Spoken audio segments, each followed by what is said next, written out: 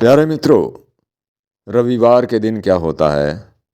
आप अपने घर को साफ करते हैं पूरी तरह से, ताकि भगवान का नाम लेने के लिए आराम से बैठ सकें, पूजा पाठ कर सकें और फिर अपना जो काम है वो शुरू कर सकें। रोज़ाना के जितने भी काम हैं आपके, ये एक साधक की दिनचर्या होती है।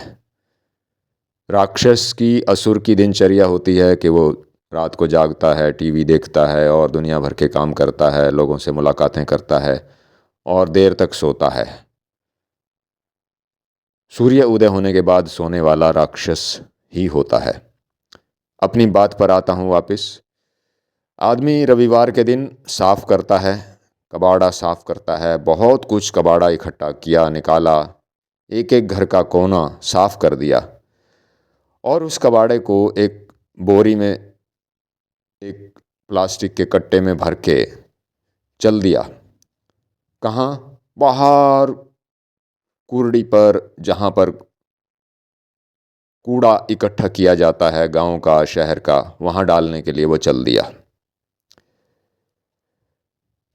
एक दिन उसको मालूम नहीं है कि एक दिन उसके इस शरीर को भी कबाड़ा मानकर और उसके जितने कपड़े लत्ते हैं सब की पोटली बांधकर और उसके जो बर्तन हैं उनको भी, सबको ले जाकर कबाड़ की तरह ही यमुना के किनारे या कहीं भी जहां भी जलाते हैं वहां ले जाके सब नष्ट कर दिया जाएगा।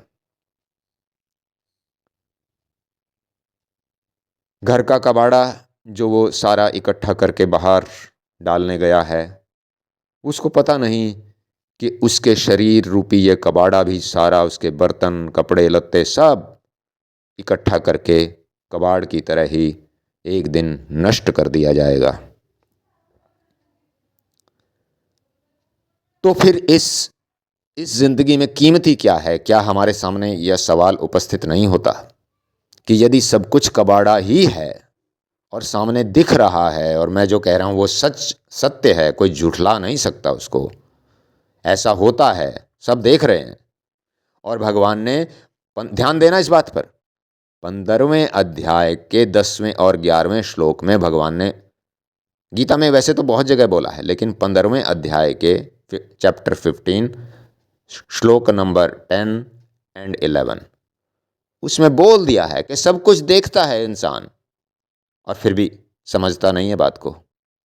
सब कुछ मैं दिखा रहा हूं उसको, अपना सारा जो भी कुछ मैं करता हूं, अपनी माया को पूरा दिखा रहा हूं और फिर भी वह पागल, मूर्ख समझता नहीं है।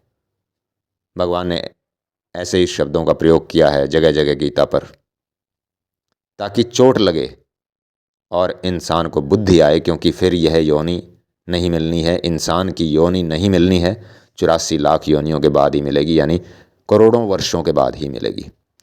तो ये कबाड़ा, जब शरीर कबाड़ा ही है और हमारी जितनी भी वस्तुएं हैं जो हम इस्तेमाल करते हैं, हमारे कपड़े लत्ते, रजाई, हाँ, हमारे बर्तन, सबको कबाड़ समझकर फेंक ही दिया जाएगा, तो फिर हम इसको पालने पोषने में क्यों लगे हैं? जो अति ज़रूरी चीज़ है वो कर लें बस, ताकि ये मशीन चलती रहे। तो फिर क्या ढूंढना चाहिए? फिर ढूंढना चाहिए उस चीज़ को जो कभी नष्ट नहीं होती, जो कबाड़ा नहीं है, और वह है परमात्मा और परमात्मा का घर। ये 15वें अध्याय में भगवान ने सब कुछ खोल के रख दिया है।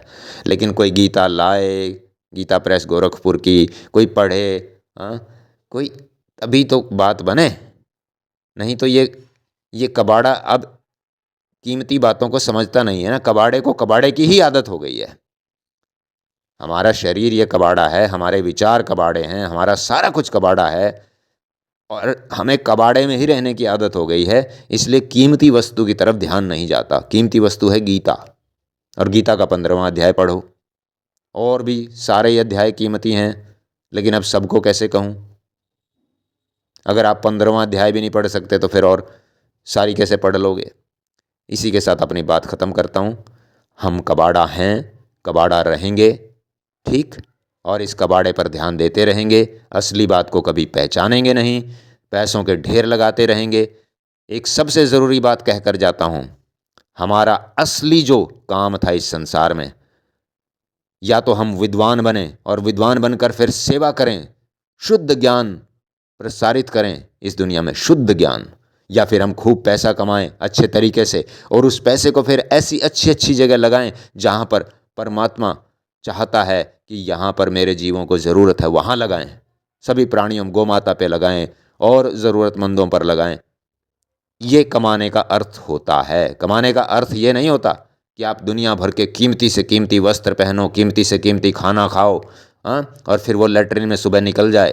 भाई तुम कितना भी कुछ खा लो, कितना भी दुनिया के बड़े से बड़े होटल में खा लो, सुबह जाके लैट्रिन में ही पड़ा होगा, आंखों से देख लेना और कैसा लगता है ये भी देख लेना, और सूंघ के भी देख लेना कि उसमें ऐसी कौन सी खुशबू है जिसके पीछे तुम दीवाने हुए पड़े थे। जिस खाने में से तुम्हें इतनी बढ़िया खुशबू आ रही थी, तुम्हारी जीभ लपलपा रही थी, अब उसको जब वह तुम्हारे शरीर में से घूम के नीचे निकला है, उसको ज़रा देख भी लेना, सूंघ के भी देख लेना, आंखों से भी देख लेना कि वो क्या चीज़, क्या बन गया। ठीक है, कबाड़े से बाहर निकलो, गीता को पढ़ो, गीता को समझो, परमपिता भगवान कृष्ण क्या कहना चाहते हैं समझो। मत पड़ो इस भुलावे में। असली काम है सेवा।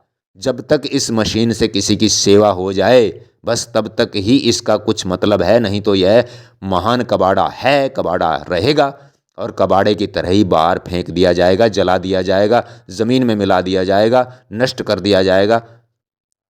ये सबको पता है, तो फिर इसकी देखभाल में क्यों लगे हो? किसकी देखभाल करनी है? परम पिता की देखभाल करनी है। परम पिता के घर की देखभाल करनी है, जो नष्ट नहीं होता कुछ भी, जो शाश्वत है। उसके घर को ढूंढो, उसकी वाणी को ढूंढो, उसकी वाणी पर चलो, वो क्या कहना चाहते हैं उसको समझो, जगह जगह जाकर समझने की कोशिश करो वो क्या कहना चाहते हैं, और वही करो, क्योंकि बहुत कम दिन बचे हैं, बहुत कम दिन बचे हैं, बहुत कम दिन बचे हैं। ध्यान रहे, बहुत कम दिन बचे हैं। इस कबाड़े की तरफ से ध्यान हटा लो।